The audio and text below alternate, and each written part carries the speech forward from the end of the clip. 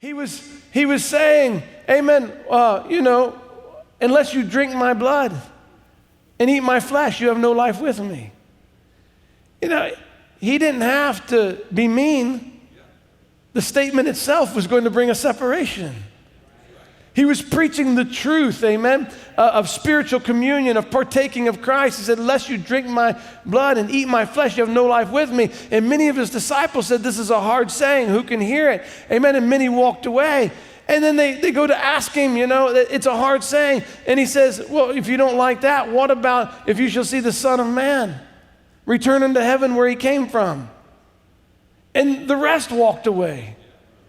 What was he separating by? Not by his attitude, not by his hardness or his harshness. He was separating by the revelation of the word. He was dropping the revelation of the word, and they couldn't handle the word for their day.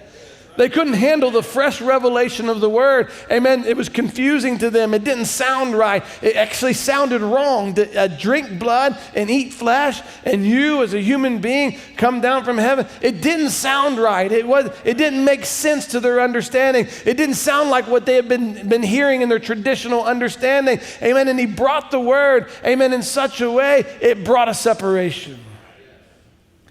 Amen. And the message has come to bring us back to the true revelation of the word for our day. And the message brings separation. Not with an arrogant attitude, not with a hateful speech or a hard delivery. It brings, you can whisper the true revelation and it'll bring a separation. Amen. Because what was God doing? He was separating the wheat from the husk. He had 70 that had went 2 by 2 preaching the gospel, and now they walked away. And he turns to Peter and to the disciples. He said, will you go also? This is not the gathering time for Jesus' ministry. This is the time that he's blowing chaff away.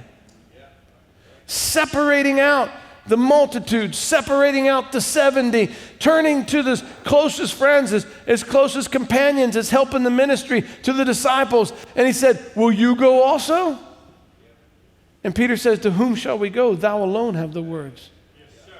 They had no place else to go. They didn't have an explanation for what he said. They didn't have an understanding or comprehension of what he said. What they had was a seed gene on the inside that could say there's no place else to go. This is truth, amen. This is right. I may not understand it. I can't explain it. I don't know why everybody's leaving, but this is the truth, amen. And what was he doing? He was using the revelation of the word to separate the chaff from the wheat.